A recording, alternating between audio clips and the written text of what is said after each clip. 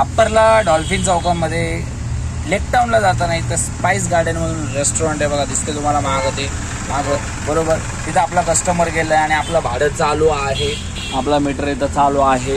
Waiting charge आपल्याला भेटतं madam, मस्त आहे. पण मी थांबलो आहे जवळजवळ 4:30 वाजल्यापासून एका जागेवरती आणि माझ्या समोर हे रिक्षावाले 2-3 होते. एक गेले ते कुठेतरी गेला तो वाटतं. हे समोरचे जे रिक्षा आहे तिथे थांबले, ते रिक्षा स्टँड आहे हे लोक थांबले. ते मला कळत नाही लोक असं थांबून यांचा धंदा होतो कसा.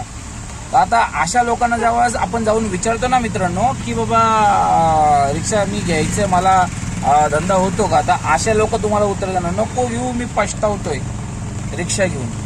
असं थांबल्यावरती कसं धंदा होणार.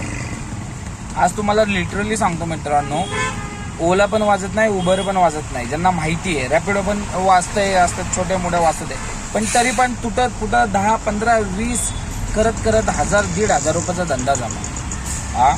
अजून बाकी दिवस.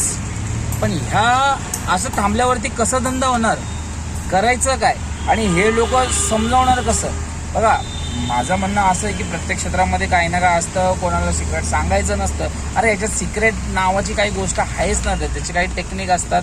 जिथं आपल्याला भाडं भेटतं तिथं थांबायचं असतं, नाही तर फिरा. सीटं भेटतात सीटावरती मारा, मीटर नाही भेटत तर मीटरने मारा, ओला भेटलं तर ओला मारा, रॅपिडो भेटलं तर रॅपिडो मला उबेर होणार. धंदा केलं तर असं थांबून राहिलं तर होणार ना मित्रांनो, समजलं. आणि अशा लोकांकडनं तुम्ही सजेशन घेऊच नका काय करायचं काय नाही.